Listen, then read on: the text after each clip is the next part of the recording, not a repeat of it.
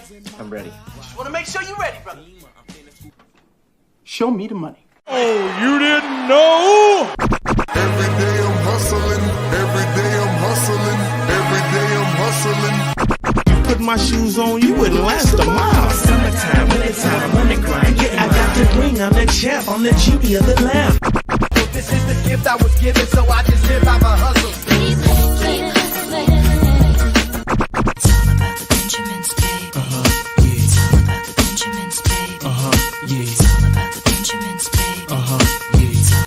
Yeah. Yeah, I dream it, put it in my pocket. It don't make sense, but don't make a profit. It's all a hustle, ladies and homies. Make money, make money, money, money. Call out here for a pill. Ready tryna get this money for the real. I want to find a thing to save my life, so I hustle. It ain't over for me. No, it ain't over for me. Here comes the money. Here we go. Money talk. Here comes the money. Show me the money! Okay, let's go smoke that joint. If you smell what the rock is cooking. The Rock said, oh yeah, what up, fantasy football hustler back in the building. We got some Dynasty talk going. It is Dynasty season, oh yeah. And we got a couple people showing up today.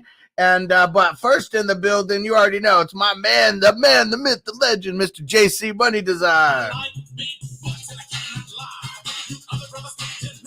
What is up, my family? Saturday, finally. Oh, let's get it. Let's do some talks. I'm excited. Learned a lot this year. It's going to be fun this next year. This offseason, even. The offseason's even, that's actually, you know what? It's probably one of the funnest times because there's a lot of things coming. There's a lot of things happening, a lot of moves happening. And Speaking of moves, what up, Antonio? What up, Anthony? What up, Song? And a couple people put it in here. Laid back day as Brady retires. Antonio, breaking news, Brady retired and is official as a referee's whistle. Adam Schefter posted it. It's all over Sports Center. It's going to be the talk of the day. Literally happened and Adam Schefter posted it like not even 5 minutes ago. So we get to have some talks on it right away.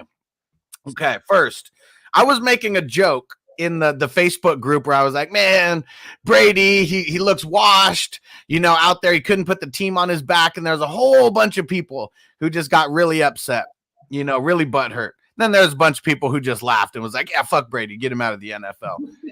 I'm not saying he looked washed, like that was like an over exaggeration of what I really meant, but he definitely looked like a team that was a player that was pissed that he had to put a mediocre-ish team on his back with all the injuries, with the AB shit. Their defense just was a shell of themselves. This is why no team in history has ever brought back all 22 offensive and defensive starters because it's so hard to repeat. Chime in on Tom Brady, JC Money. So I was talking with a buddy of mine yesterday, and we were talking about, the whole, situation, like, how we kind of talk about the mafia and all that shit from time to time and how shit's ran by whatever, blah, blah, blah. Anyways, it was kind of a good talk, and he kind of made sense of something to me. And when I was listening to him, I was like, that makes a lot of fucking sense. He explained it to me in that game versus, the Rams. It was like a gunslinger, Wild Wild West type of thing. The old school gunslingers, like, that's how Tom Brady is going to go out. So basically what it was is, two guys that are gunslingers, they come out slinging the ball. Well, look, here comes Stafford. He's slinging the ball. He's making a big run at it. He's going off and boom, he's got me, right? Oh, Tom Brady, I'm going down. But here comes Tom Brady, right? Slinging the ball back, making a big comeback, ties it up. But one last shot, right? Pulls it out. There it is. Takes down the old time gunslinger. Brady goes into retirement, rides into the sunset. I said, that makes so much fucking sense. I said, that makes so much sense. It kind of does, but I almost think like Tom Brady might not be done with football. We've seen this move before. I mean, we could coin it the Brett Favre move if we want, but we may see Tom Brady and Aaron Rodgers both retire from football and then literally come back 1 year later because Tampa Bay, everything that they did, I mean, it was all 1 and 2 year deals, but I mean, maybe Brady knows that Gronk isn't going to come back. Like, he was already talking about how, I'm never playing for anybody other than Brady. I mean, Gronk's had a lot done on his body. Like, I mean, there's a lot of injuries that he's taken, a lot of bones and muscles torn, all that time stuff. And I want to hear more. I definitely felt like this could be a thing. And who knows? This could just be a 1-year thing, and that's it. And then he comes back, gets to choose his destiny, again, because he couldn't choose his destiny. He's under contract. And this is why no one should take pay cuts, though, in the NFL. All those pay cuts that everybody took just to get a second-round exit, from the playoffs. I'm going to say most people who lost would say they'd rather just have that money at this point. Yeah, it's going to be so Tom Brady and Aaron Rodgers are going to take some time off, go play a couple rounds of golf, and then just come back. No way, Antonio. Gronk said he'll possibly come back even if Brady retires.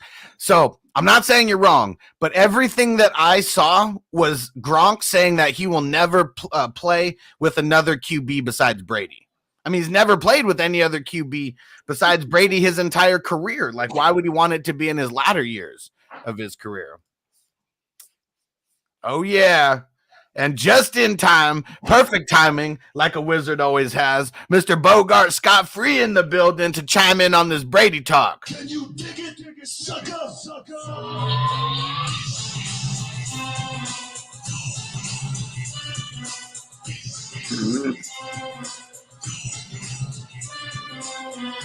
Can you dig it? You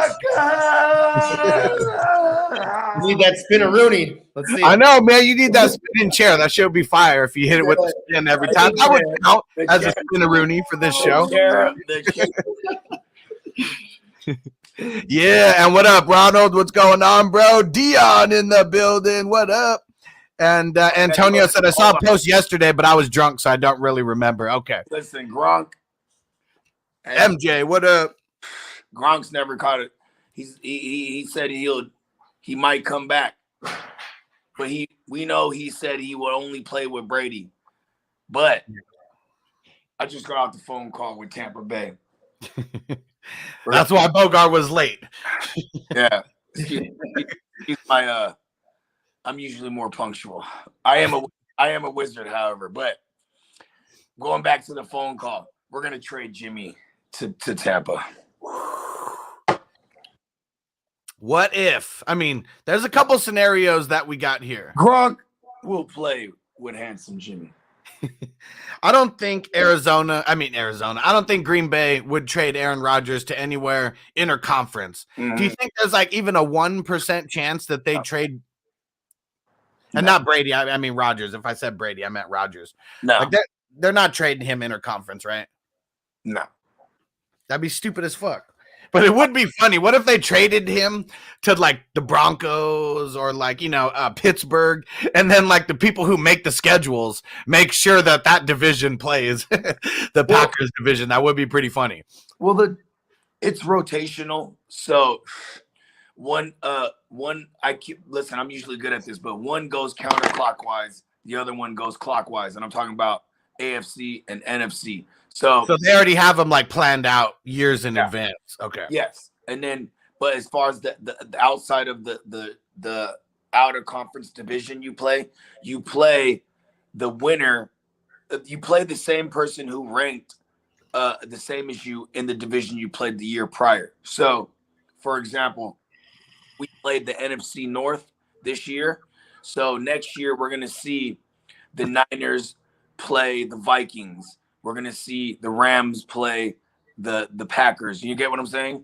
Okay. Yeah, and then so hold on, let's remember with me real quick. Last year the Niners played the NFC South. So the NFC goes clockwise.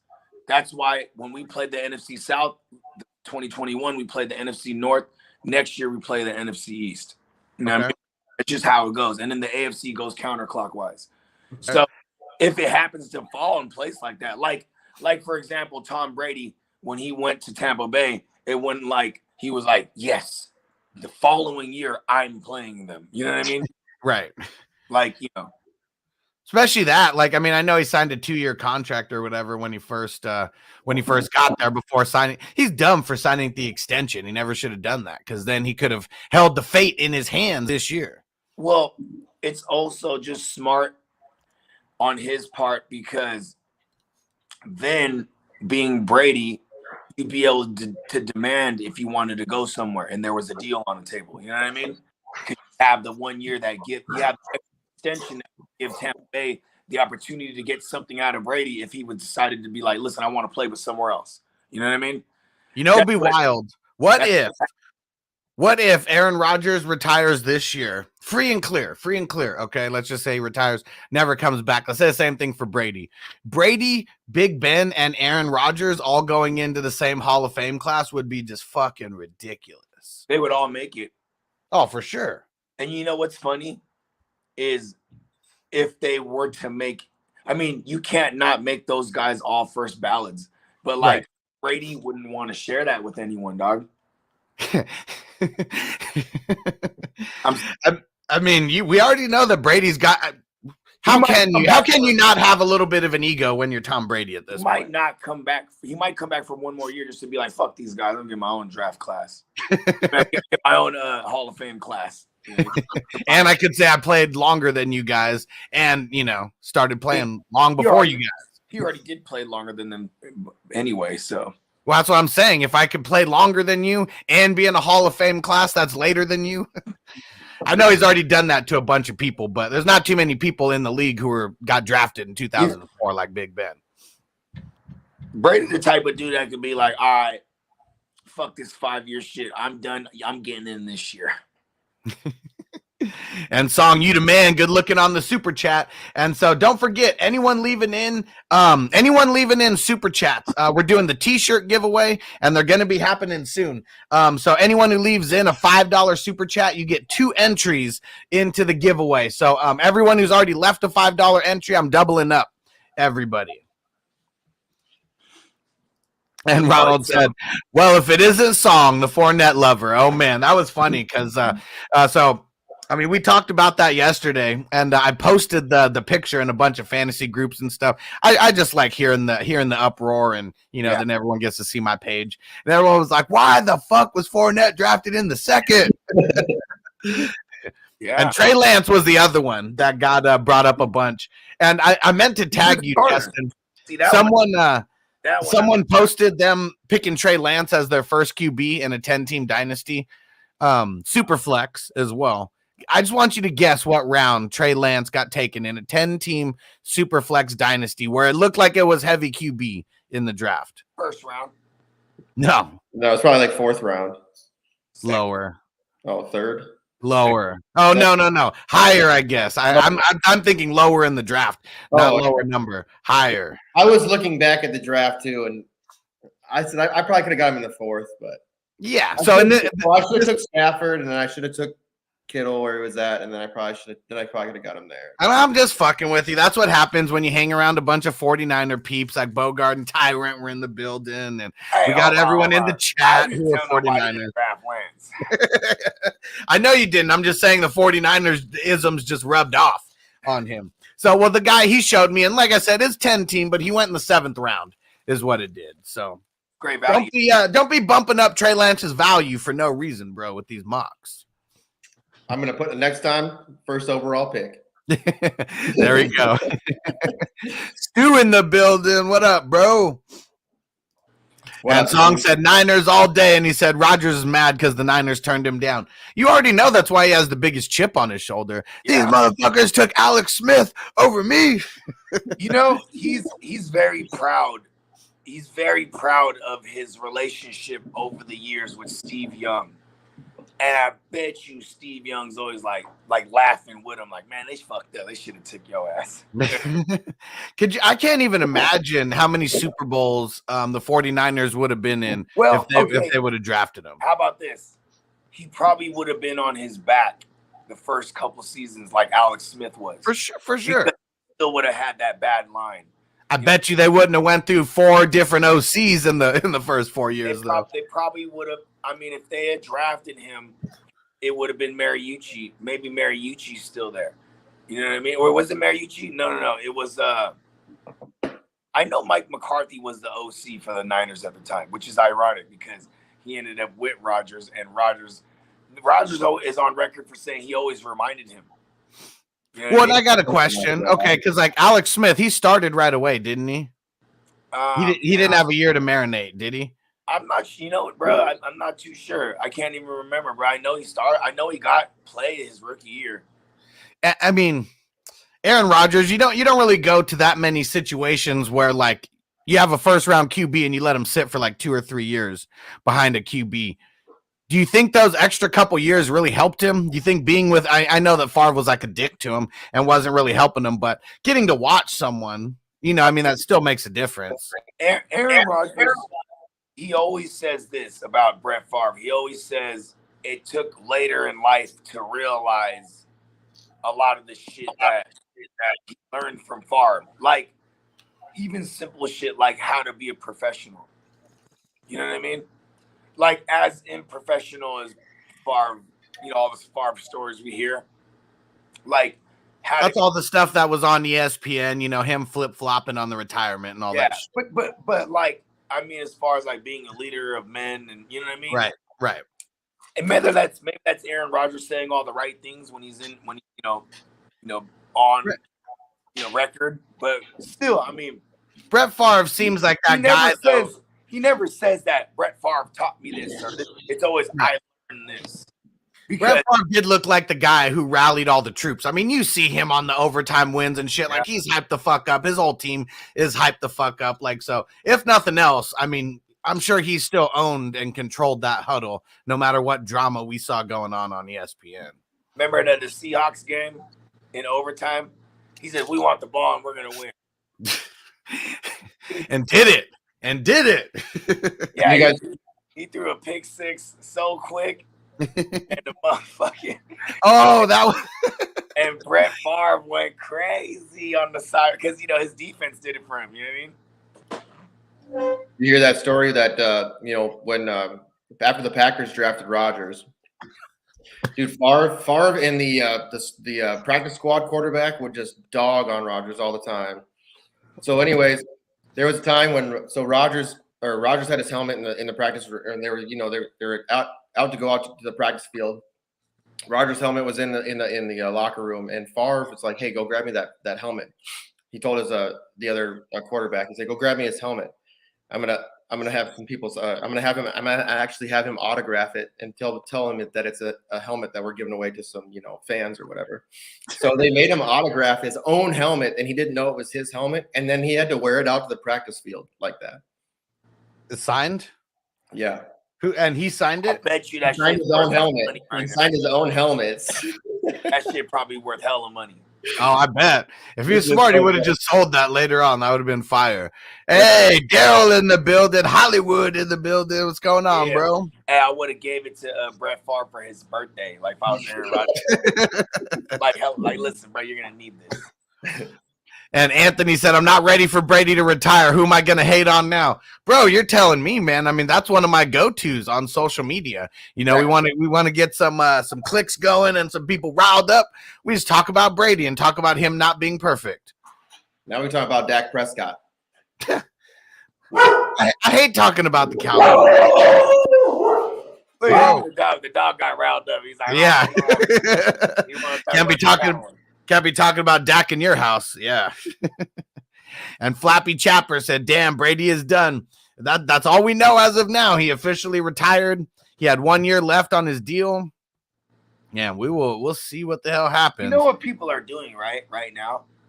They're trying to call Tampa Bay and be like, "Well, can we offer you this for him and see if we can convince him?" You know what I mean? Yeah. Like, and the agent's phone is blowing up right now, and there's gonna be all kind of teams just for this little brief moment. Well, you came on after we started talking about that. When we first started talking about Tampa and Brady. What are your thoughts on that? I mean, like I said, I said that he looked washed in that game, on Facebook, and that was more of an exaggeration of. I mean, he didn't look that good for a guy who had to throw the team on his back. Like, yeah, he made some comebacks, at the end, but I think. For Brady being who he is, and we all know he's egotistical, he's just really good at he's really good at wielding the dark side of the force, where there's a whole half of the population that doesn't see him that way. You know what I mean? Yeah. And for him, I bet you he watched the film all week and was like, okay, I might be okay with leaving. This is the last. This is what they see of me last. You know, me wielding my team, tying it up in Brady fashion. And then, you know what I mean? Because, I mean, at the end of the day, I mean, I say that it's his fault because, you know, like last year, or any time that the defense has won it for him, Brady still gets the praise. He's that good to where you win or lose Brady. John Elway, he went out on top, but it took him, and he won it back to back. But he had lost it 3 times prior to that, and it took him, and you know, that's all in the span of like what, 15 to 18 years or whatever. Yeah, you know what I'm saying. So he went out on top. And if he would have lost either one of those, he definitely wouldn't have the legacy that he had. And if he went one more year and that team doesn't do anything, that definitely tarnishes the legacy. And then you have what's his name, bruh? Peyton Manning. Francisco, what up? Peyton Manning, he did the same thing. And the fact that Peyton Manning went out on top, no one's gonna really remember the fact that it wasn't really because of him that they got that title that year. It was a combination of him, Brock Osweiler, and then mostly the defense. Fuck, I mean, I gotta say all the defense. I mean, you know, in 10 years when we really don't remember, you know, that game, but fuck, like he was such a shell of himself in that game and that entire season. Well, you know, if you really know what's up, that was the 2015 season. That was the season they started tightening up on guys like Manning, all the big profile names, because they were rumored to be getting away with the HGH usage, and then they started ramping up on different tests that pick up on the HGH. You know what I mean? Because motherfuckers would get hurt like that in that part of their careers, they come back stronger than ever. Adrian Peterson after the ACL, then he tore the ACL again later, a couple years later. Still came back, and then he looked washed after that, right? Because it was like, look at Cam Newton. Cam Newton was still on the juice. He wasn't one of the names that was like that needed to be scrutinized, because was. And look at Cam Newton goes out and has a MVP, 3 surgeries in the offseason, came back juiced to the gills. And especially like Peyton Manning's injuries specifically. I mean, shit, didn't he have like 4 or 5 surgeries like on his neck like after that? You know what's crazy? It was a neck fusion, like a spinal fusion shit. You know what I mean? So like I think he could like turn his head all the way. So can you imagine like the practice was that much more important, because timing routes was like, he's gonna throw it there. He knows you're gonna be there. He doesn't have to look to see if you're there because he couldn't even fucking look. He's got to move his whole damn body. He can't even move his neck all the way around. Shit's crazy. Right? Hold on, I'll be right back. All right. And Smokey the Cat said, what up, guys? When's the next mock? We're going to be doing them every Friday from here on out. And it's going to be starting like around 7:20 Eastern, 4:20 Pacific. Yeah. Every Friday. Every Friday. And I'll be moving every other Friday. Trey Lance will just move up one more pick. I'm just kidding. That'd be funny if you literally just keep picking like one pickup just so you can take him earlier in the second round until you reverse it all the way to the first and make him the 101 somehow. What is going on? And David P said, told my daughter that the Cowboys were signing Aaron Rodgers yesterday, and she took my Dallas Cowboys hat and kicked it across the yard. She hates Rodgers. That's hilarious. All right. We've been talking about this Tom Brady and Aaron Rodgers retiring, all that. We've been talking about that for a while. Why don't we get into what we came here to talk about? Some Dynasty. And if you have any questions or you want to bring any topics up, just Dynasty related, throw them in the chat here. And so I've got a few things that I wanted to talk about with you. And first, I just wanted to talk about the Dynasty draft versus a redraft. And first, get your thoughts on what you think about it, and I'll chime in with some of my thoughts and, you know, some of the biggest differences, maybe the pros, or maybe some of the cons to drafting in a Dynasty draft versus a redraft. Well, I guess first of all, with Dynasty, Dynasty, it's like you can kind of draft any time of the year, and through the off season into into the what do you call it, Regular. preseason shit. Yeah. But I mean, you can get crazy with Dynasty. That's the fun thing. Like you don't have to draft rookies. You can draft alternates, people that are fill-ins for rookies, because obviously the rookie draft hasn't happened in the NFL yet. What makes that so interesting is that once we get to the point where the rookie draft has happened in the NFL, well, now we have a second draft, which makes it even more fun, right? What's more fun than having one draft? Having two drafts for the same league. So that's what I like about doing that in Dynasty. Like if you and things change too through the offseason. So like trades keep going on and things just keep happening. And that's the one thing I love about Dynasty. It's like it's always active. It's always it's its own living thing. With redraft, I mean, you gotta have to be. I mean, some people are like really anal about when they draft too, because like some people don't want to draft. They want to wait till that last minute because of injuries and shit like that. Well, injuries can happen right the first week, right? It's not like it really changes that much to me. I mean, Well, for Dynasty, I mean, you just brought that up. For Dynasty, like injuries are going to happen like no matter what. Yeah. But in a Dynasty league, one injury, I mean, depending on who it is, even if it ruins your one season, you're still getting them back. If they're that good of a player, they're still going to be a starter for you and all that. So, yeah, these injuries, they don't all injuries hurt, but these leagues, especially the ones that I put on, I mean, they're going to last a couple years. Your average ones, I mean, maybe they'll get through 2 seasons, but I think that's the average for these Dynasty leagues, like 2 to like 3 years.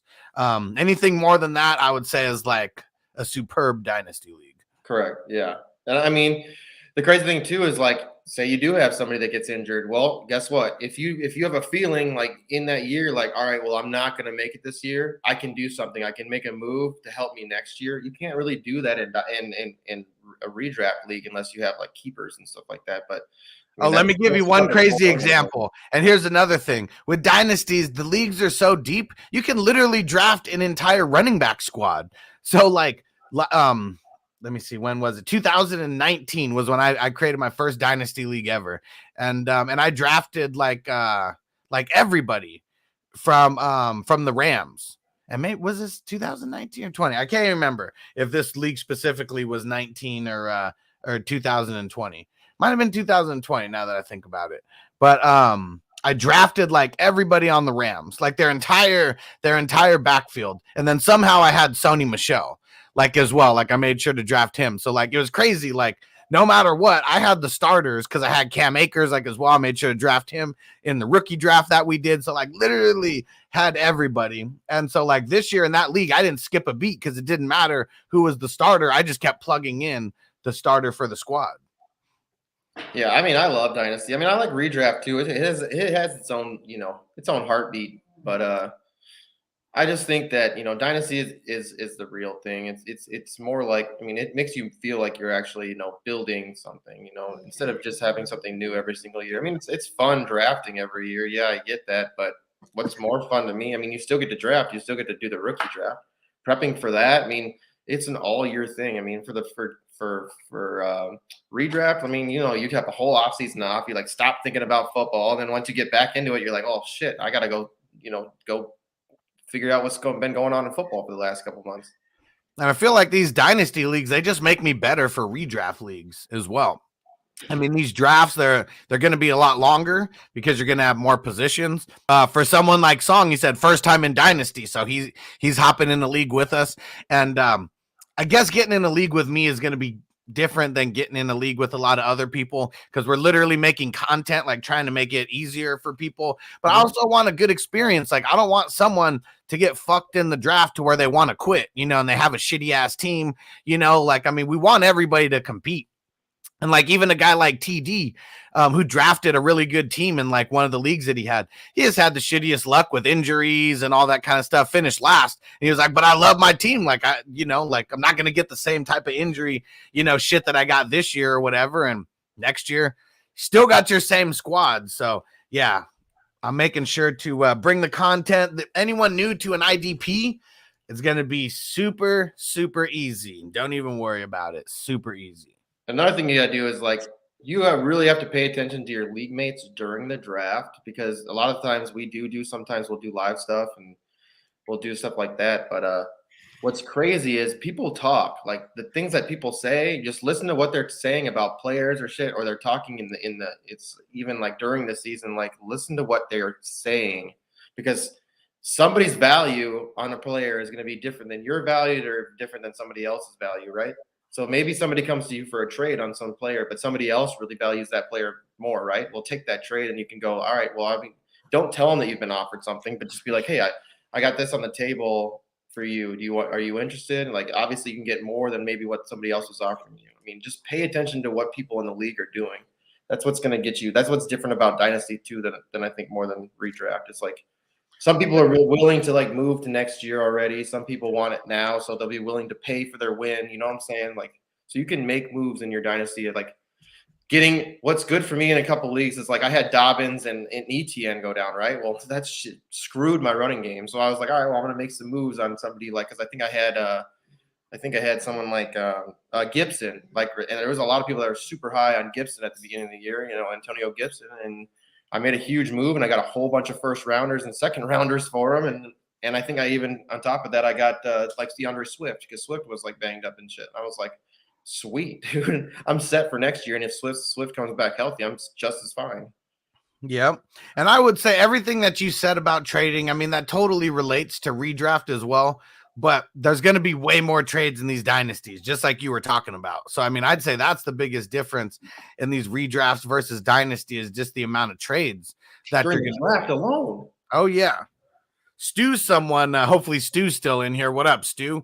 If he is, like, he was someone, and Antonio as well. That was another person who was like, man, I can never make trades in like any of my leagues, you know, that I'm in. No one wants to trade with each other. Everybody hates each other. No one wants to get trade raped, you know, all that kind of stuff.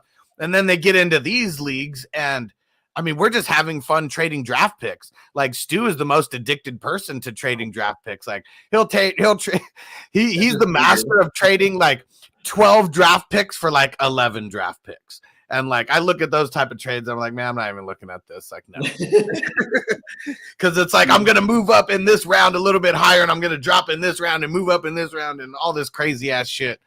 And, yeah, I don't like those style of trades, but you will get addicted to trading in the first league that you get in, because it's fun and everybody's willing to talk about it. And don't get too overzealous with trading, because I mean, even ask Titans for life. Like, sometimes you'll start getting addicted to trading, and then you'll make some trades where you really regret. Like, that can really affect you. Like, you got to think this is not, you know, redraft. So you have to think not just for now. Because if your team gets, like, if you make a trade and it doesn't work out for now or next year, you're screwed. Yeah, you got, and perfect timing for Anthony. Let me get you let me get you the two entries real quick into the fuck team defense shirt giveaway. Oh, he's back. All right. Just in time. All right, let me start on this, but I want us all to chime in on this, because this is a very important dynasty topic. So Anthony said, how do you balance constructing a team for long-term versus short-term success? So I think someone who's going for short-term success, it's not just only about the age of the players. It's also about the situations and things like that. If you're playing, okay, here's an example. Last year, I'm in a startup dynasty. It's a super flex. You know, I acquired Patrick Mahomes, and then Carson Wentz, Zach Wilson, and then I trade Carson Wentz for Tom Brady in a package deal, fully knowing that I might not have Tom Brady for too long, but I wanted to have him that year because I wanted to win. Now in that league, I only have Patrick Mahomes and Zach Wilson. So in this rookie draft with no picks, I'm kind of fucked because I can't get another third QB. But it's like, you know, this is just these are slings and arrows of playing dynasty. So like when you're doing a startup dynasty, to find a balance, if you like, there's some if Cooper Kupp is there in the third round in a dynasty startup, that's just ridiculous. You know what I mean? If Devontae Adams is in the back of the second round in a, and say in life we know he's with Rodgers. That's just ridiculous. Like, even though it's a starter, but some people are going to make those decisions where they're just going to go with hella youth, and depending if you already did the NFL draft, right? Because they'll throw those rookies in there too. Like, people go crazy on startups if it's especially the ones that just had the NFL draft happen. You know what I mean? I think short-term success equals a hell of a lot of running backs, like early, because they don't. No matter what, like that, running backs are the short-term success. So you have to know your league. Like, it depends on, in the hustler leagues, the running backs, they're important, but there's so many, we got so many roster spots that a running back isn't your end all be all. Like, I wasn't in the draft yesterday, the first mock draft for a Dynasty, right? I wasn't in that draft, but I was there to critique, right? And so after the first 2 rounds, and then Tyrant kind of goes through the whole thing, and he's giving his thoughts on every pick, and he had it backwards on a lot of them to me, because you could tell as he's new to Dynasty, where he's like, oh, this is kind of a reach here. No, what was a reach was Jonathan Taylor in a super flex Dynasty startup, getting him 1 overall. But and the reason why is because how many years do you think Jonathan Taylor is going to have in the NFL? Not even just alone, like the top running back. He could have had a Patrick Mahomes or Josh Allen there because it's super flex, and now you solidify one of your QBs who's in a situation for at least 5-6 years because of their contract says it. Yeah, I would even say more than that for some of the. For guys like that, unless they get like season career-ending injuries. Like, at minimum. Yeah, at minimum. Those guys will probably last longer than your league lasts. To get a Jonathan Taylor who's going into his 3rd year. You know what I mean? And hasn't even got paid yet. Yeah. And we already see, I'm not saying Taylor's going to be that way, but look at a guy like Zeke. You get over that 5th-year hump, these workhorses, they slowly decline. Alvin Kamara. He's one of them this year. Because what kind of team is it? What kind of coach is it? His production to me was on the touchdowns and the receptions. And how did you get all that? With Drew Brees, because he could get you in a position to score a touchdown because he's Drew Brees. And then because he's Drew Brees, at that point in his career since 2017, is dinking and dunking. And that was where Alvin Kamara and Michael Thomas lived, in the shorter A dot. So it's like, guys like that, because I would say, Saquon Barkley, he kind of is a guy that we assume to get volume, whatever the situation is, you know what I mean? And, he's still going to be a value because of the type of workload he'll get. Alvin Kamara was all based on receptions. You know what I mean? And touchdowns. There you go. Because he wasn't going to get nothing but like 180 to 200 carries in a year. Yeah, and my man Patrick, what up, bro? He said, young stud wide receivers equal gold. Because a guy like, Chase, for example, 2nd year, we think a guy like him can go until he's 30, early 30s, unless you get some kind of crazy-ass injury that we can't predict, either way. So he's got a shelf life longer than any of these running backs that you're going to pick. Doesn't matter who. Yeah. And with receivers, the rookie drafts become easier because when you get to the rookie drafts, it's just the rookies. The startup is key, though. You know what I mean? Yeah. Like, this is your core base here. You know what I mean? That you're probably going to have for a group of years. You know what I mean? Yeah, young wide receivers are where it's at. That's what I'm saying. Like, if you see somebody coming out of their rookie year and they went off, like fucking Waddle, dude. Waddle's somebody, like, even with a shit quarterback. He benefits. He benefits from that quarterback because all that quarterback can do is throw short. I don't even think it matters if somebody else finds it. If someone else is better, it makes him even better because he actually. If they get someone like a Deshaun Watson there, he's gonna be ridiculous because Renfro was like unbelievable in college with. But you know what though? You want to know why Watson will never go there? Nobody wants Tua. That's true. And they don't have the picks. The realistic shit to me, if Watson's gonna move, it'll be out of conference, obviously, and it'll be with the Eagles because they got 3 first-round picks next year. and they could send them back Jalen Hurts, and they could have him and Judge Davis Mills lanes. The stinky tuna fish. No one wants the tuna fish, bruh. And Patrick, what up, bro? He said, what up, Hustler? Speaking of trades, let's work out something in your listener league. Oh, yeah, and the defense wins championships league. Hit me up, dude. Shoot me a text. I'd rather text versus using Sleeper for DMs and stuff. You guys already drafted? So this is a league that's been around for it's going into its third year now. Nice. That's awesome. And we've only had one change in the league as well. In a one orphan adoption situation. Yeah, and it was really I had to kick someone out because he just like would literally he was trolling me for almost 2 years and trolling everybody in the league, and it just that's how we met because you hired me to put the to do the hit. And Dion said, "There goes our Gronk shares in dynasty leagues." Yeah, probably. I don't have him in any dynasty league. Yeah, me neither. I mean, like I'd imagine someone. It was easier to acquire Gronk. You know what I mean? When Brady first got there, because people were, they might have been like, oh, well, he's not going to last long. And you probably could have got Gronk easily. Or you might have had Gronk like Steamboat. He's been in his dynasty league. He got it from his pops. Shit's been going on for like, I think 16, 17 years. Crazy. Yeah. So, and he got it passed down from his pops. And I remember he had Gronk, you know what I mean? And he had moved him years ago. I remember having a conversation with him. Like it was like some kind of package deal with picks and stuff. And he was getting Kelsey in return. And I was like, hell yeah, this is like 2014. Crazy. Which is difficult to do back then. Oh yeah, because Kelsey wasn't a thing yet. No, but it was like picks and all kind of shit. Yep. And Francisco says need some quick advice. Is there something I'm missing here? I give Love and Dalton and get Carr.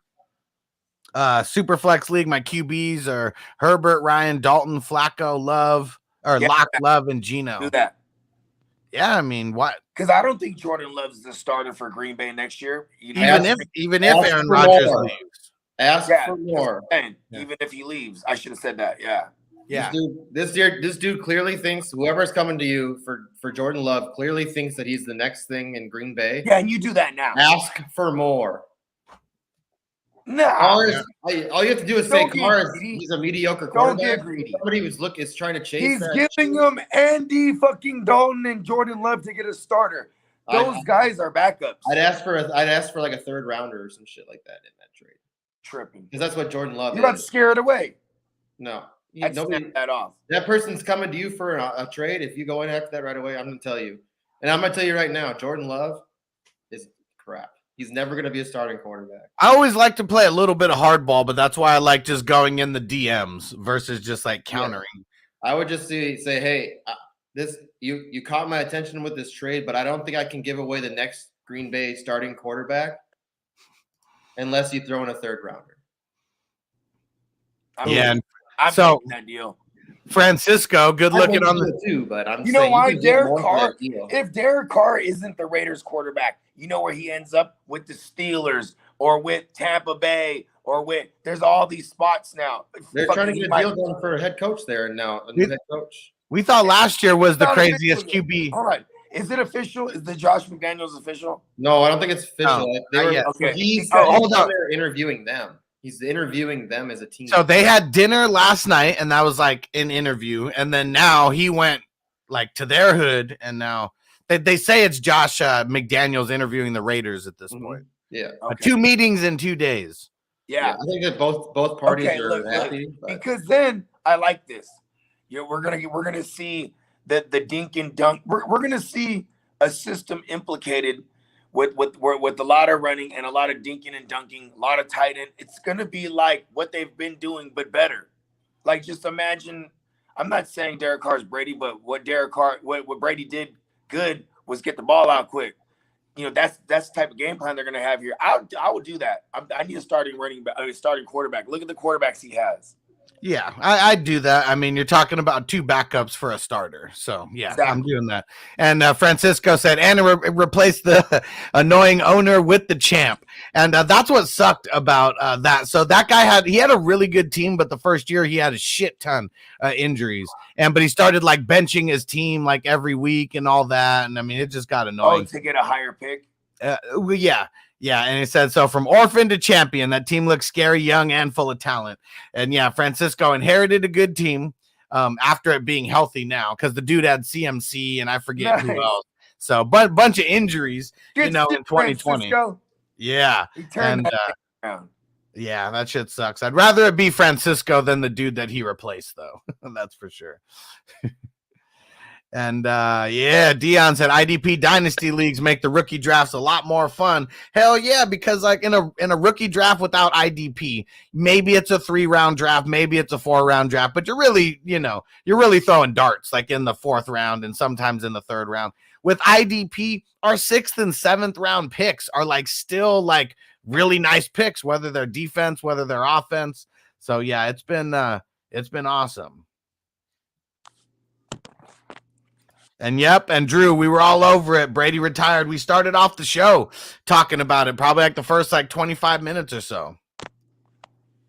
And Austin said, I don't even know what to say about Brady. We will never see another like him. That's for sure. But I think now with the NFL contracts, I mean, a guy like Patrick Mahomes, he didn't have to take a pay cut. They just figured out the creative contract. They never wanted to do that for New England. It was always take less money, Tom, and we'll take care of you. We'll make sure we build up the defense. We'll be competing every single year.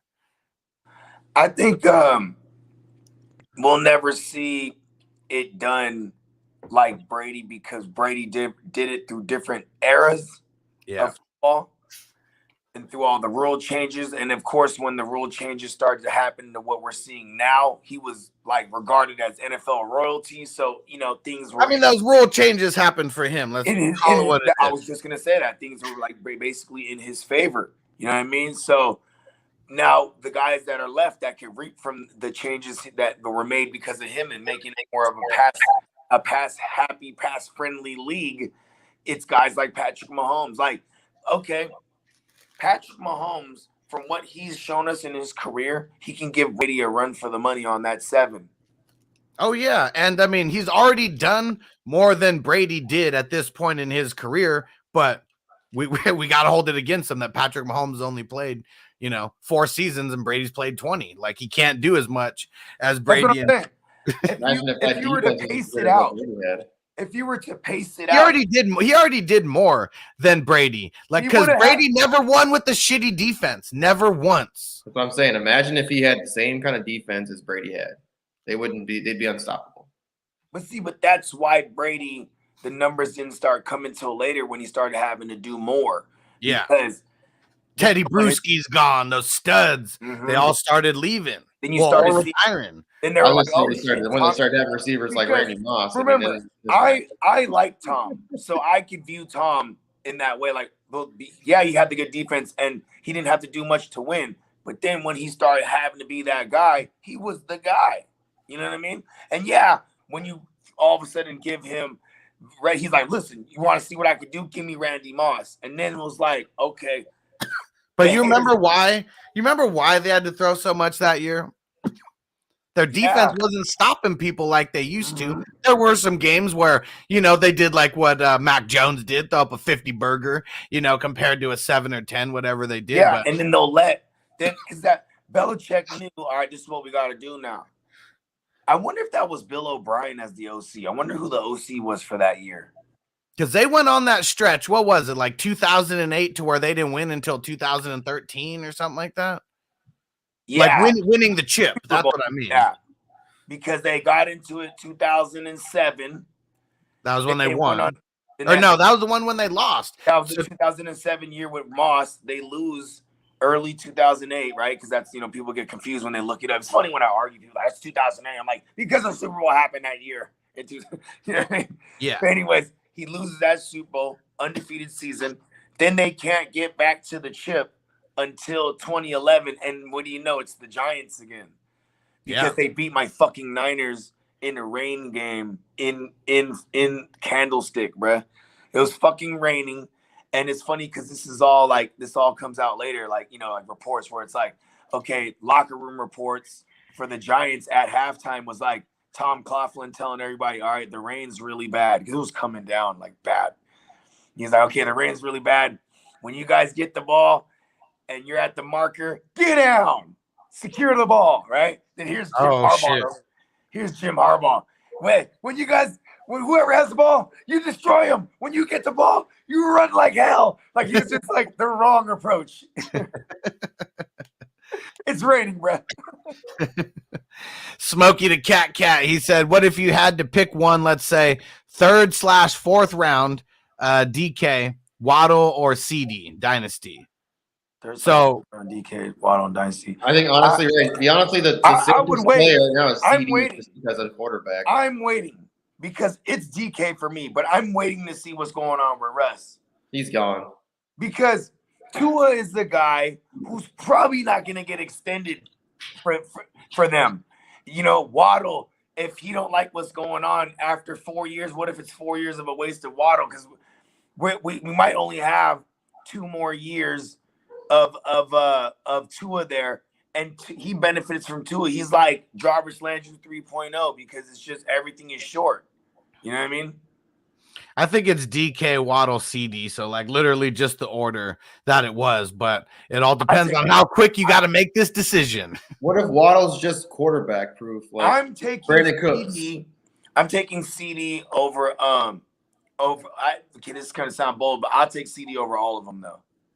Yeah, I just said the same thing. Only because Dak Prescott is guaranteed to be the quarterback next year. Yeah, and then Disney, what if he gets it? I'm just messing. Yeah, and then Cooper. They have to. Too much money. Like Cooper and Gallup, they're not guaranteed to be there. Of course, we mentioned the Cowboys 3 times, and just like Candyman, Stu showed up. I would take CD over all of them though, just because of the security of it, and like they're not like, you know what CD is next year? Bounce back candidate for fantasy. He didn't do that bad, but he just didn't. Hold on, not bounce back. Bouncing back would incline would that he did bad or injured. No, that he did good before that. Yeah. We were projecting CD to be a guy, or at least I was. But he's post hype guy. You know what I mean? There's camps like Stu, and other non-Cowboy camps that were saying he's going to be a top 5 wide receiver this year. And that was just, and they're drafting him at his potential ceiling. And that's I had him at, and I never changed my rankings. So you got him on your shit. Before the season, I had him at 13 overall, which was a high end WR2. Yeah. And he didn't even meet that. So even I was too high. He was pretty close to that. He was still a wide receiver too. He was in the top 20, but like that's the difference. Like he goes from being a wide receiver 3, the flex, guy in his first year, and then he's still improved, but everybody just threw this crazy ass hype on him that he's gonna like leap to the top of the NFL. Yeah, I was pretty high on it. I was one of them. I was pretty high on it. But see, here's my case. My case was that he's going to play majority of his snaps out of the slot, and he did. But then what's funny is like, it's just what is their identity? They have no identity. I was literally talking to Stu about this. That is why they're so fucked right now. They have no identity because they used to be, the heavy run team that could sling it, and their defense always sucked. Well, now their defense is great, but their offense is completely in shambles, and you really have no idea why. You know what's so funny too is like the Cowboy fans that I know, they're like, even they weren't talking that shit that was false, but I did hear a lot of false shit like the Cowboys are so bad we couldn't even beat the Niners defense. Like, my defense is good, right? Like, you know what I mean? Because the defense did well against the 49ers, but the offense couldn't do shit. Yeah. And you look at their last couple games, I mean, it's without Zeke. Zeke was the straw that stirred the cup. for that, because that's why Dak did so good, even last year. It was really just the threat of Zeke, and their defense being like so shit that he had to throw so many times. I've been saying this, and I like to ask Cowboy fans this, because this is what really makes them think, is like, does it all come and go on offense, due to Tyron Smith? If Tyron Smith is hurt, or if he's playing hurt, because I can't remember last time I saw him play 100% in like 3 seasons. You know what I mean? He's either out or he's playing hurt. And when was he drafted? What year? I want to say, was it 2013?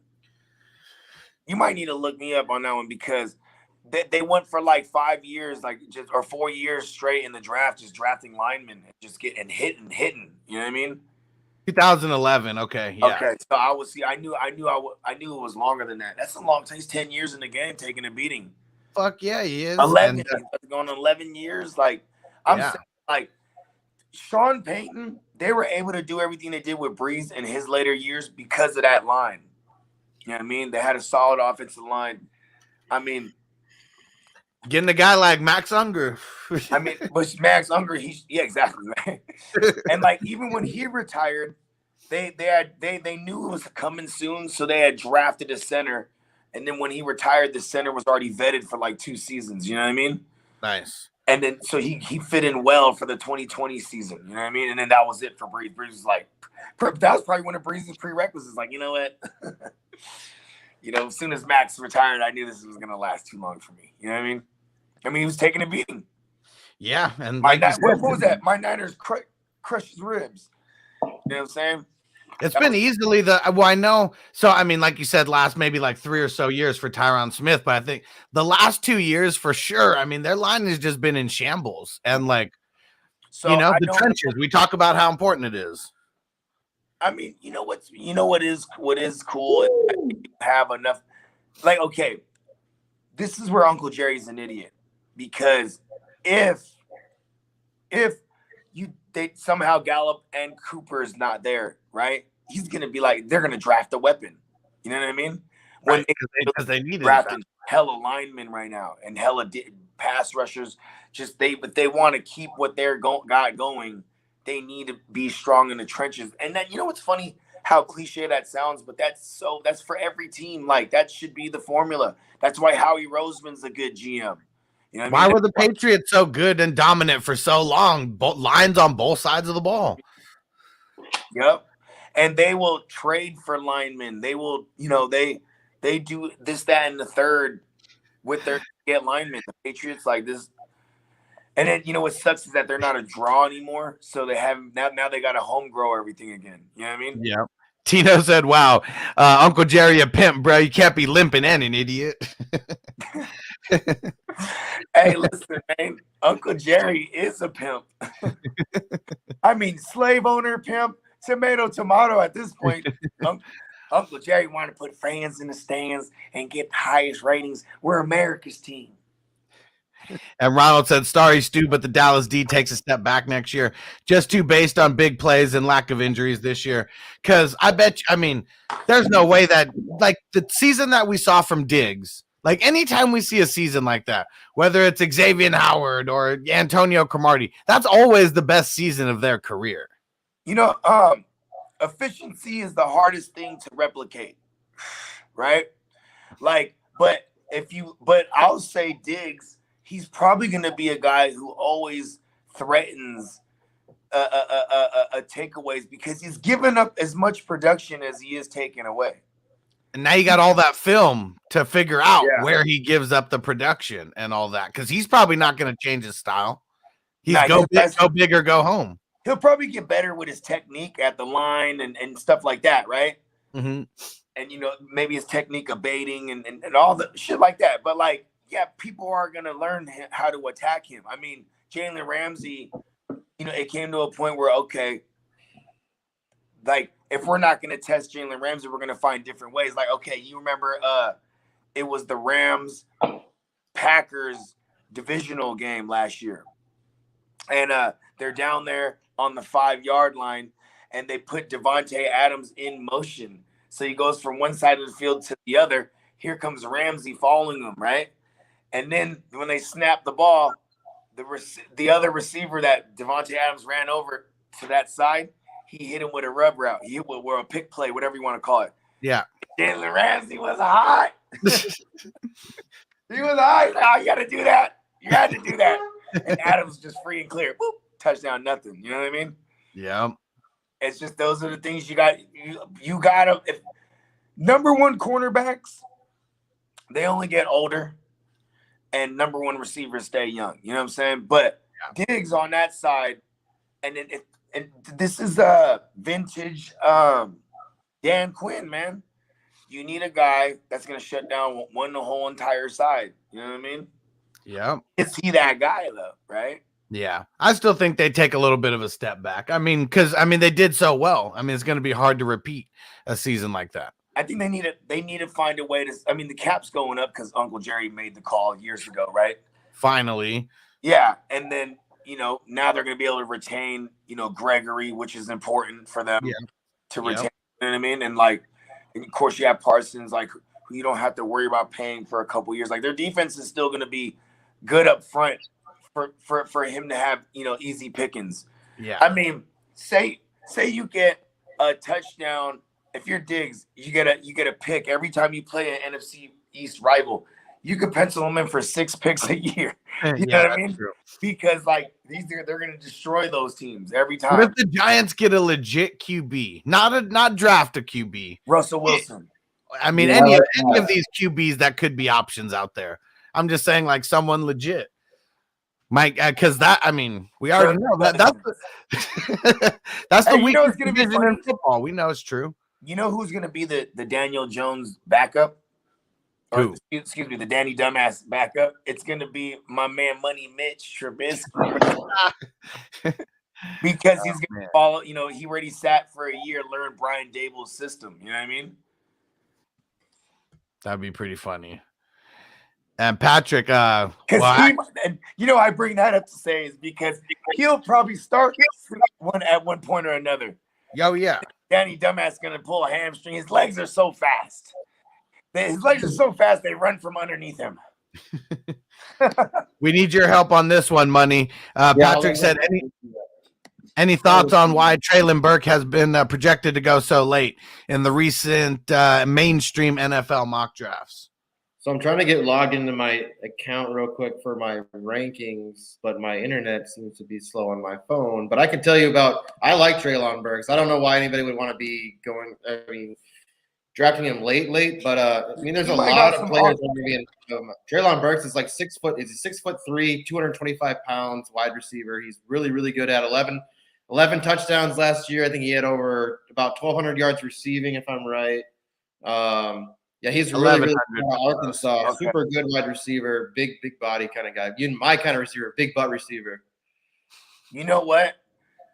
Really good. Guys like that. Him going to the Titans would be dope. What guys like that need is to kill the combine. That you basically described someone that's like a DK Metcalf. DK Metcalf was set to be one of the higher prospects. Then when he killed the combine, you know what I'm saying? People were surprised he fell to the second round. They're like, oh my God, what a steal. Before that, they were saying he was going to be a second rounder. You know what I mean? But he goes out, runs a 4.3 or whatever the fuck it was. Bench presses fucking 350 or whatever the fuck that was. It's funny. It's funny because when they bench press a hell of much, everyone goes crazy. Oh my God. They're like, what is he gonna pull? Is he gonna push the whole line? You know what I mean? He's gonna punk the DBs that are trying to hold him down at the line. He's gonna pick them up while he runs.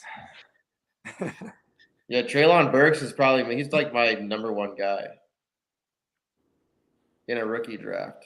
Super flex. That landing spot is everything for me. It is for sure, but okay. So some of the news I've been seeing is the Browns, the Titans. If he falls to the Titans, I think. Where's he projected to go in the draft? Let's see. Third round, second or third. No, it'll be a first round. He'll be a first rounder. Oh, real? Oh, yeah. You did say 1,200 yards and two.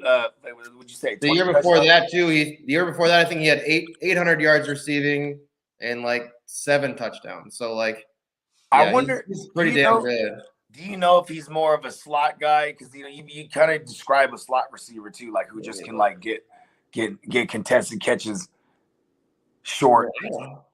I think he's like their number. He's like their number one guy. Like he's like their number one. He's an out wide. He's an X receiver. Like I don't think he's a slot guy, right? I mean, he's 6'3". Well, because I mean, guys like remember Terrence Marshall Mathers. Mm-hmm. Yeah, he was predominantly a slot guy. You know what I mean? Okay. Their profiles are, when you look at somebody's production, you know what I mean? They got hella receptions, all this shit. Sometimes, the hella touchdowns, they could be because they're a big slot. You know what I mean? Yeah. No, he's good. He's like super, super good. Like if what school do you come from? Arkansas. Okay. So they did play against teams like, they still did play against like Alabama, LSU. They played against the South. Mississippi State. I mean, they played against some bigger teams and they put up a lot of numbers. I mean, they're a good team. And Stu said Cleveland. I'm seeing like Titans. I'm seeing. Let's see what else. I'll look and see like where his like prospect, like where do they think he could potentially fall. I think he's going to be a first round pick. He should be. So mid-level first-round pick. Yeah. Big body receiver. I guess that's more like a late first-round outside receiver, NFL level. And Stu said Diggs still has room to improve. Parsons year 2. Quinn's back. Y'all sleeping on Kelvin Joseph, a.k.a. Boss Man Fat, or the second-round pick corner. Here's the thing. I'm not sleeping on him because I just never knew who the fuck that was until you just read that name, Hus. Yeah, I've never heard of him either.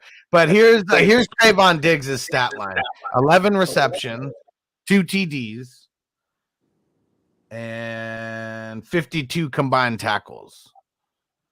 That's not that great. The tackles. Well, on the tackles, it's not. But when you're a guy who like people avoid you because they think you could potentially pick it, or he gives up the big one and he gets no tackle. So his only chance at when we were like in the middle of the year, we were talking about him possibly being like a defensive player of the year candidate. He needed to break that record, or he's not going to be in a conversation. Yeah, because he's like I'm trying to think of a baseball player who either hits a home run or he strikes out, but that's pretty much what Diggs is right now, and he had a lot of home runs this year. Yeah, because TJ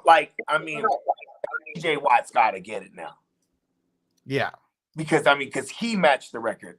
Yeah, and if he didn't miss 3 games, he would have beaten it. For real. So he matched the record in way less games than Strahan. I seen some shit somebody put together like 4 different sacks that he had that had flags on it because of somebody else. Oh, like just through the course of the year. That's some bullshit. Yeah, right. He would have been flirting with 30. I mean, shit.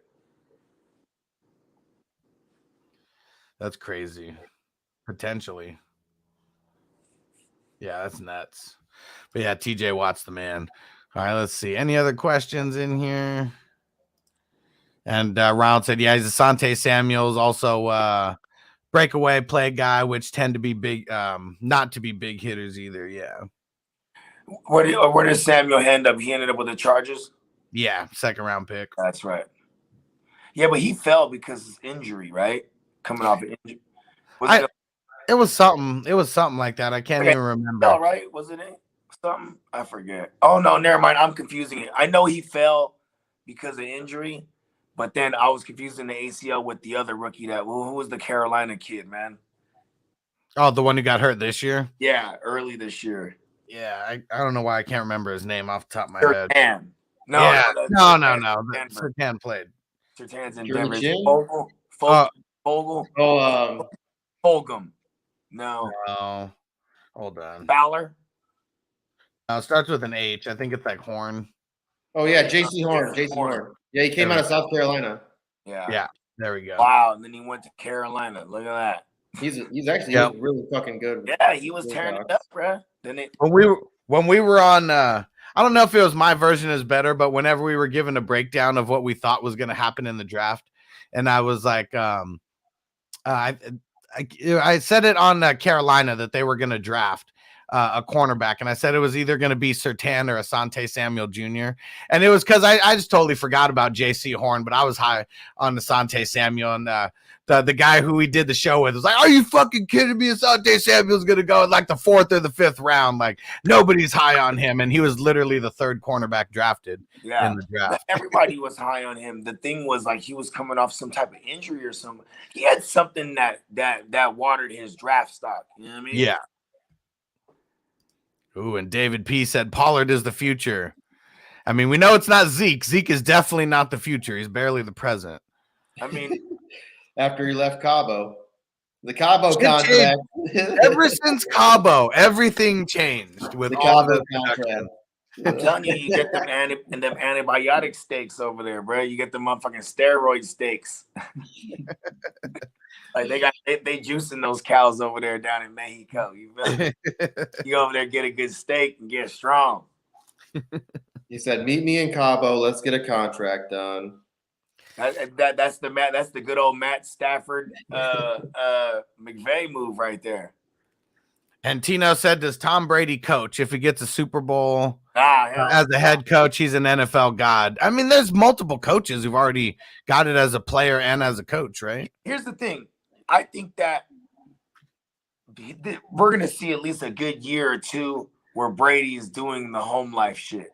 Dude, Tom Brady, like they have so much money, like he would take a pay cut being an NFL like head coach. And the stress I can see him of being a head coach. Him owning a team. There you go. See, that's more likely like the Derek Jeter route. So if he's smart, I don't know if you've heard about this yet, Huss, but I just saw already know he's smart.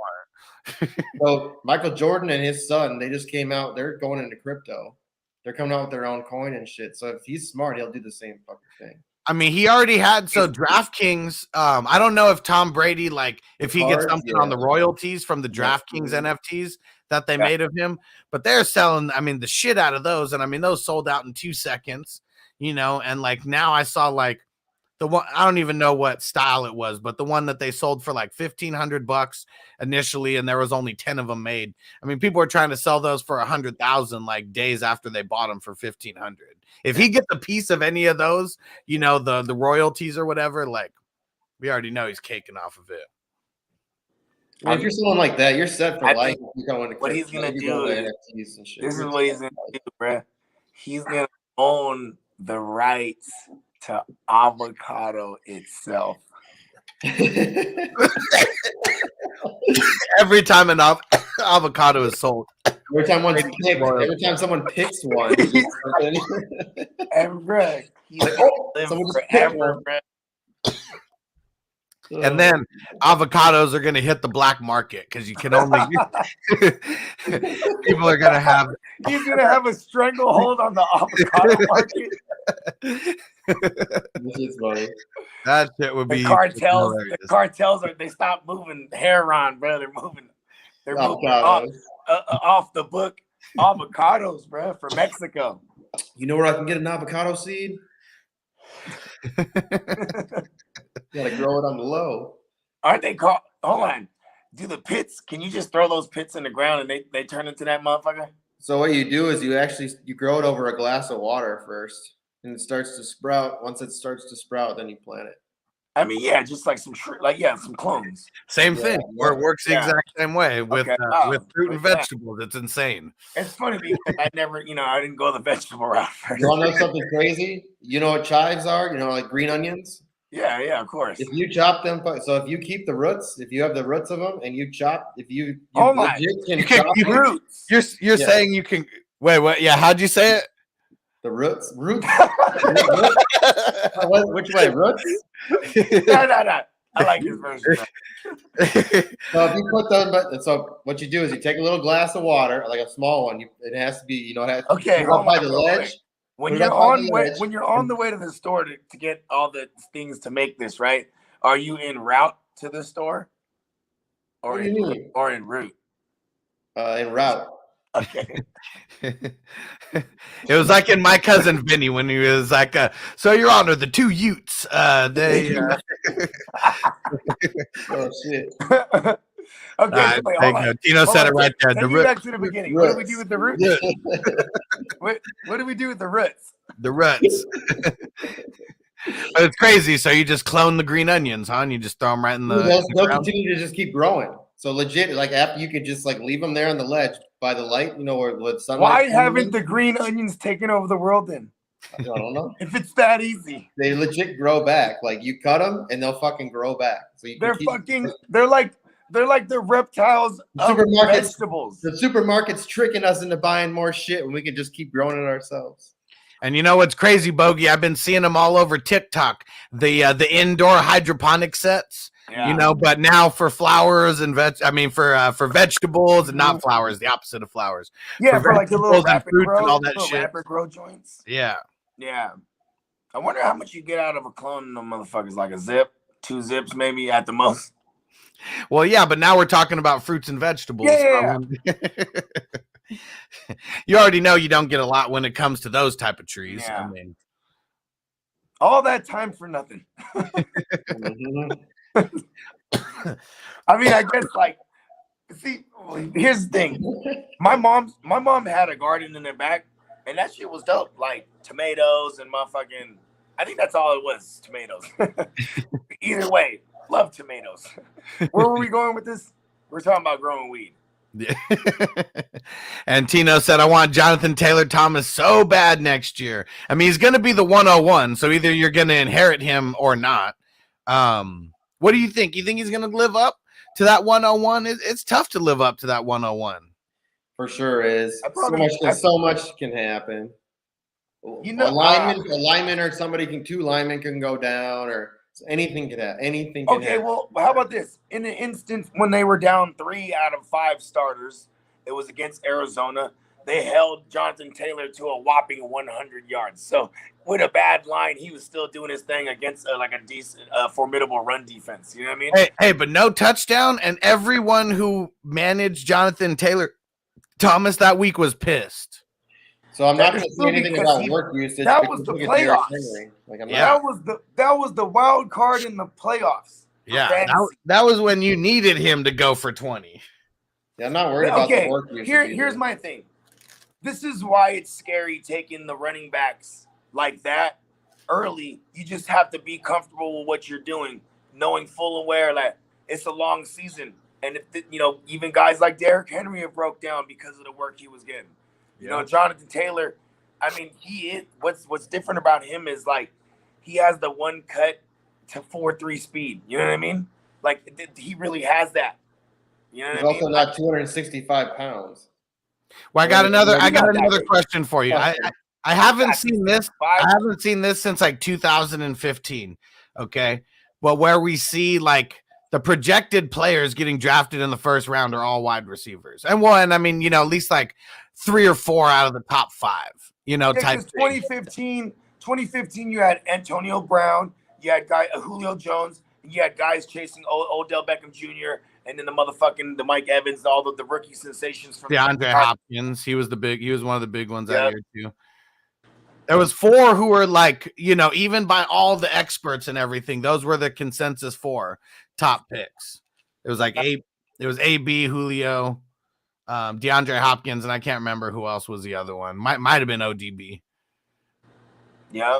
But you think we get a shift where we get, in a super flex league, I think we might, QBs are always going in the first round, even in redrafts, but. Okay, let's do single QB then. Okay. Right? So, in a world where QBs don't go in the first round, it's like, it's Taylor, no particular order, Taylor, Henry, Cooper Kupp. I'm even thinking, okay. Even in a 12 team, are you saying a guy like Patrick Mahomes and Josh Allen still wouldn't go in the I'm saying just in a world now, not home, not the ones where people are reaching. I'm just saying like a consensus. Oh, listen. They're already second rounders. Do you think now with all this crazy running backs, maybe a Josh Allen or fucking Patrick Mahomes or a Joe Burrow ends up at the end of the first round? I mean, it's not unlikely, especially if you make it a point for every 15 passing yards like we do. You know what I mean? Like then you're in, those, because really if you take the name out and you just look at the fantasy points, the quarterback usually is better than any of those motherfuckers.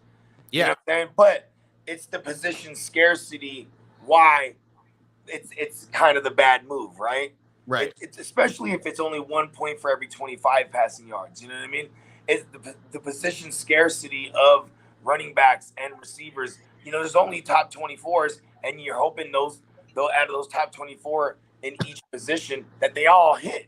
But you know, maybe let's say 8 out of the 24 in running backs and receivers, right? 8 out of their each position probably return value. That's not really a great margin either. You know what I mean? Yeah, 8 out of 24. Like that's insane when you think about it. You know, like you are Kind of how it was this year. Yeah. You know what I mean? Especially for running back. I want to go do that. We should have an episode where it's like the truth about the running backs, and we go see how many who were drafted as a top 24 running back actually finished. And we just got to look 24. We'll compare it to ADP. You know? Yeah. Like popular ADP. Okay, but let's go back to this. So obviously Henry, Cup, motherfucking Taylor, Austin Eckler. I'm putting Joe Chase in there. Who's you there? Chase, Jamar Jefferson. Justin Jefferson. So that's 7. Then we need some more running backs in here. I know Cook will still be going there. You know what I mean? Maybe, like I said, there's no particular order. I mean, did we even say CMC? Did you already say him? I didn't say CMC yet, so that's 9. Even if he is a late round first or a mid round first or something, he's probably. I'm still putting Travis Kelce in there. Some people aren't. JC Money just said Debo. I mean, the way that he finished. I mean, that's I guess. potential. I mean, okay, we'll throw Debo, and then we'll just say we have 10. We don't have to not put Kelce. Say Cooper Cup. Yeah, we'll say Cooper Cup. You know what I mean, I know we're missing some running backs here, bro. Like, I mean, maybe Austin Eckler might even be up there again. He said it. He was in there. What about Alvin Kamara? You think he sneaks up in there? I mean, he got drafted in the first round last night. I mean, I guess it just depends on when these drafts actually happen because we have no idea who their coach is or what moves they're going to make. Like, there's a lot of question marks about the Saints right now. Because even like, Nick Chubb, I would still throw his name into like the back of the first round. He's got to be. You know what I mean? So that's like 11. You know what I'm saying? And then maybe even the Kelce. Yeah. I mean, there may be.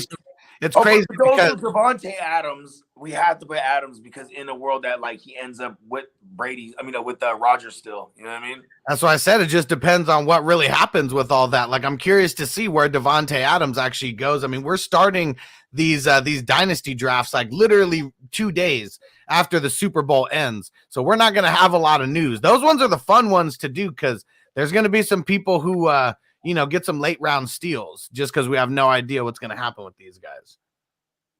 Dang. Like drafting Watson last year. Yeah. In Dynasty. Well, I mean, at this time, like the people who, like on the first ones that we did, Watson was drafted. I want to say the allegations didn't come out till like, maybe after I'm the Super Bowl. I'm gonna go check when he was drafted in the very first league because we started the day after the Super Bowl in that league. Yeah, the news wasn't out yet. And let me see. Dang it, we did 2 drafts. It might only show the last one, and Noble stole my phone. Oh, speaking of Noble, I'll hold on. I'll give you it back. We got to check something. I can only do it with my phone. Hold on. Here we go. Got to get into the Dynasty League number 1. We got to look at the previous leagues and then the draft results. But I swear he was drafted as a first rounder because it was before the news came out. Whoa, careful, bud. Sorry. Man, Watson's like someone that if I had Watson, I'd sell him so crazy right now. What's even funnier about this? It was Stu who drafted him in this league at 5th overall. And Dak Prescott didn't go until the 9th pick. He got the wrong Texas QB. What happened? Why is he? I don't get that. That's the first one. I thought Here you go. Is that the one where you got Dak and he was trying to trade him? No. Hey, I need that. Man, No, I wanted Tino, that was I wanted the Tino one to that join. that was the one that we were in together, number 7. I wanted Tino to join one of these Dynasty leagues, bro, but he was not fucking with it. Yeah, there we go. And Stu said, "Yep, there we go." As I said it, he came in and owned up to it. Took him 5th overall over Dak and everything. I was shocked. I was shocked. Flabbergasted. This was way before the news and everything came out about it, because this was like February. I don't know. I can't remember what day the Super Bowl was, but it was like, this is just a week into February. February 3rd last year, I think. Yeah, there you go. So we started this shit February 4th. And now we got to still wait. What do we got to wait? 3 weeks until the Super Bowl, and then they'll resume the investigation. And apparently when they resume it, it's to close the investigation. Like, I guess they're going to pick up where they left off so they can close that thing. Yeah. Whatever their final. You want to know what is crazy?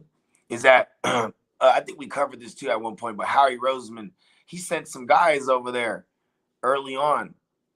And then when they came back, they're like, "Nah, we're not trading for him." Remember they said, then they came out and said, "Yeah, we're not in those conversations." But apparently they were about to, but they sent their guys, and whatever they found out, they didn't like it.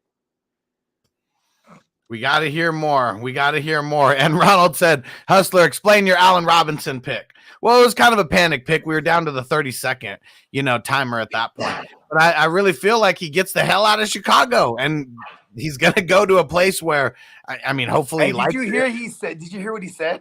What did he say? He said, I am exploring the idea of staying here. I'm telling you, bro, it was the coaches and him, they weren't fucking with each other. Agents was like, "Don't do that, you ain't playing." So remember, it would just be like he's hurt or he has COVID or this and that. And then then there was a one primetime spot, and he's like, "All right, I'm gonna start." You know what I mean? Yeah. He gets a little bit of film, but they still limited him on his snaps. And then that solidified it for me. I was like, "Oh yeah, they were fucking him." You know what I mean? Yeah, fucking dumbass Matt Nagy. All up out of there. They're all up out of Oh, the whole regime is gone? They didn't keep any of them? That's good. They got fired that Saturday. So Ryan Pace, I don't think he was on the Saturday, but he was shortly after. So they got Nagy up out of there, Ryan Pace, and then they brought remember we covered this the other day. The guy they hired, their GM, is he was a former undrafted free agent signed to the Bears, but he only was on the practice squad. And then he worked his way in the scout and then in research and development, shit like that for the Chiefs. Mm-hmm. Yeah. And Stu said, "Yep, I'll never live that first ever Superflex league." Okay, all right. And I was expecting Dak to come back in the second round. Come on. And he said, "I smoked a lot prior to picking. I would have went Dak." He said, "I won Mark's championship with Watson." Okay, Mark's wife's championship with Watson. All right, yeah. So you were on the high from Watson. I get that. I get that. And yeah, you're never going to live that down. You're never going to live that down. And they said, and then I was going to trade Watson for Dak plus if I didn't get Dak in the second round. But damn, massage news came out. That's crazy. So between your first and your second pick, the Watson news, that's nuts. I always said this to me. I loved having Andrew Luck in fantasy. So it was I was never going to ponder when there was a quarterback run, because this is when back in the days, right? And so I was still early on, and that would happen. A quarterback run would happen. I'm like, oh shit, everyone's taking. I have to have my Andrew Luck. You know what I mean? I didn't be like, oh, I'm gonna wait on him. You know what I mean? He'll come back. Nah, I'm gonna snatch him up right there when the run starts. And I always ended up with my guy because he was always never one of those guys that was coming first. Maybe after the 2014 season, because that's when he threw for 40 tugs. But before that, you know what I mean? It was anyway. Huh? Kept getting hurt, I mean, late. He got hurt after the 2015 season. Exactly. But anyways, he still had a phenomenal 2016 season. I think he finished 8 overall. You know what I mean? But he came out of value that year. But then, that was it for him. Oh, he had 2018 again. Then he just was peppered, huh? Little checkerboard, in, out, in, out. Yeah.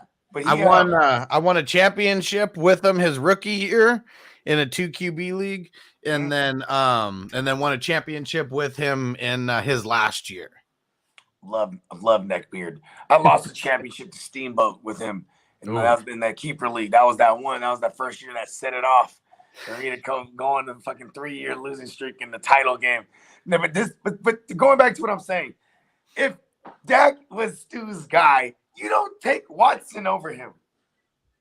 You don't do it. I mean, there's no way that Watson would have went. Not in that league. He wouldn't have went to the second round either. But he still would have ended up with his man's. See, you know what that tells me too is that there was still in the back of everybody's head about having this guy in Dynasty when he was coming off that injury. You know what I mean? Yeah. There was still a little shakiness, so maybe that's why he thought he could fall to the second. You know what I mean? Yeah. Stu still did Stu's draft position 3. So he did really bad. He did bad in this league. Never mind. I was gonna say at least you still did pretty good in the league, but not year 1. Maybe year 2 will be a little bit better. Okay, this is gonna be dope. These drafts are gonna be dope. When then we're doing the rookie draft like the week after the draft. Yeah. So then this one's gonna be crazy. So Justin touched on it a little bit earlier, but yeah, here's the difference, Bogard. So you got to draft you have to draft your rookie draft picks. What? In the draft. So instead of picking a player, you would pick like a kicker or like a retired player. Yeah. And that's a placeholder for whatever. So if you're the first one to pick a kicker, then you got the first overall pick. Yeah, in these first 3 that are starting. Okay, yeah, because then we're doing the rookie draft this year. Yeah, so we're gonna have two separate drafts. Yeah. But I know there's some leagues where I get it. So they just do like a reverse order or whatever. Where do we claim that? Is that an option on Sleeper? It's a kicker that you pick, and so whoever picks a kicker, that's the automatic draft pick. So just like Justin said, you pick a kicker first, that's 101 in the rookie. You pick a kicker second, it's 102 in the rookie, and just so on and so forth. So like say you get to like the second, I don't know, I guess whoever wants to take the first pick of a rookie person, We've had that go in the second, in the third, like the picker. Goes in a lot of places. I'm just gonna let it all pan out, and then I'm gonna trade like for the first 3 picks in the fucking rookie draft. Watch. I'm not gonna have one kicker, bro. I'm gonna trade for the first 3 picks in the motherfucking rookie draft. I want to see that. That's gonna make some good. It's gonna be for some good content. That's for sure. All right. We're gonna wrap a bow on this thing. We've been at it for a little bit. We got a lot of Dynasty content coming over the next couple weeks. Gonna be some uploads, gonna be some live streams, but I want to have these on Saturday where we have a little hour session where we just talk some Dynasty, get some questions coming in, and it's fun. It's fun getting into Dynasty mode. Oh yeah. And we got to get ready now. It is already upon us. I know there's people who started drafting their Dynasty leagues like in week 18. So we're a little bit behind to those degenerates. No, listen, man. Those guys didn't win their fantasy leagues. That's why. No, they didn't. they had free time on the. All right. Well, Bogard, tell them everything they need to know on the way out. The earth is my turf. Universe, give me money. All that shit. We got I'm not sure what we're gonna do with Playmakers this next Wednesday, but I want to do something fun, like not because then we'll do the championship breakdown for whoever the 2 teams are the following week. But yeah, speaking of the 2 teams, bang bang, you know what I'm saying? I hope we're a game away, Jimmy. We're gonna win ugly with your handsome ass. At least I'm hopeful and faithful. He has to be a good game manager. If he can be a good game manager, listen, you don't the ball speak off, on don't Jimmy. get away from what you don't talk about Jimmy. And we've been talking about doing an award show. This week may be a little too quick if I got to be the one to come up with all the graphics and shit. But I've been wanting to do that. It's always good fun getting real high and real drunk and talking about. We do that for Playmakers? Because I can get the graphic done. You know what I mean? Well, no, not the graphic, but I mean just like in show. Like I want to, Oh yeah. You want to do the whole. Yeah, you want to do the whole production. Yeah. Yeah. We got to do it right. Yeah, just makes it more fun.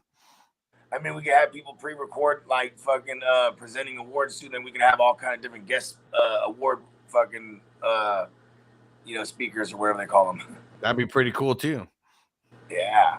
Yeah, we gotta think of some obscure awards to come up with. I mean, shit, we could even motherfucking look into the cameo, bro. Ooh, there we go. Tino said award show the week before the Super Bowl. That's a good idea. That's a good idea. There it is, Tino. We could do it. We could Just do it like that the NFL Sunday. do it. We could do it that Sunday or that Saturday. Either one. I mean, whoever can swing it. I'm down to do. Cause I don't know what we're doing for Super Bowl, bro. To be honest, I'm probably not. We're not gonna do no crazy party with hella people. You know what I mean? Well, no, but the week before the Super Bowl, we're gonna. No, but I'm saying like, yeah. I'm even saying we do something like we have like a dope couple hours before Super Bowl that we could like, you know what I mean? Well, I definitely want to live stream during the Super Bowl as well. I mean, I'm not going to be going to a party or anything like that. So we'll just be doing shit at the house. You know, there's too many folks right now that got that shit. Even in the studio yesterday, we had a motherfucking protocol. It's just like every time somebody gets in, before they get in the booth, they wiping everything down and they spray this joint. You know what I mean? Close the booth up, then open it up, let it all air out, then the next person go in there. You know what I mean? Because the idea, like, it's funny because, man, yesterday's session I had to get, it was, it's four of us. You know what I mean? We have a three-way album with one producer. So one guy making all the beats, so he's the fourth party, and then we got three spitters. You know what I mean? And it's like we're on some old school like hip hop shit on this one. You know what I mean? Nice. But anyway, long story longer. Because I forgot we were supposed to be closing the show. I just realized that right now. But you know what I'm saying? It was just like, damn, every time I've been going into work, I've been by myself. You know what I mean? So I don't really have to worry about, you know what I'm saying, this motherfucker sweating ass ears on this headphones that I'm about to put on. You know what I mean? Because that's like the closest I've been to people outside of Disneyland. You know what I mean? Where we were just around all the people. Yep. Insane. Hell yeah. All right, JC Money. Tell them everything you got going on the way out. All right. I think we're going to be starting our show for NBA content for Super Draft Pro. There is a Super Draft Pro contest tonight, so we will be covering that.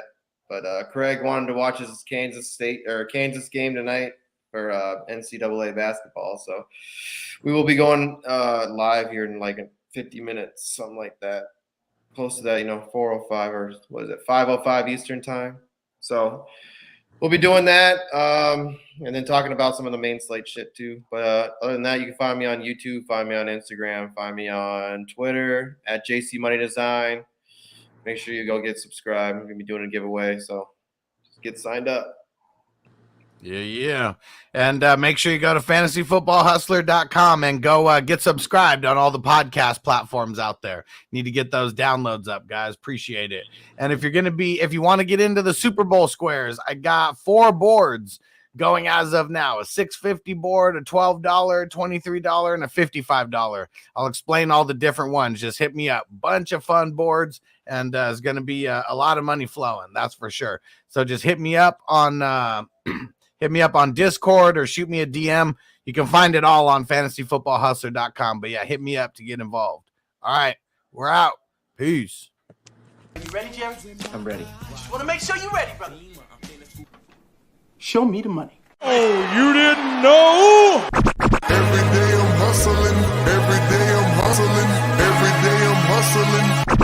Put my shoes on, you wouldn't last a mile. Summertime, wintertime, I'm on the grind. Yeah, I got the ring, I'm the champ, I'm the genie of the lamp. This is the gift I was given, so I just live by my hustle.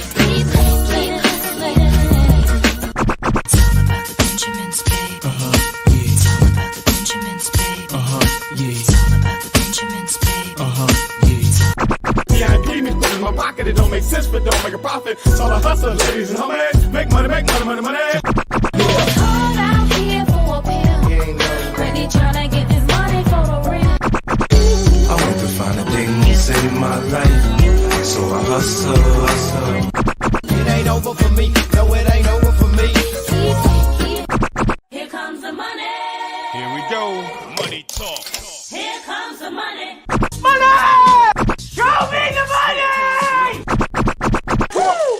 Okay, let's go smoke that joint.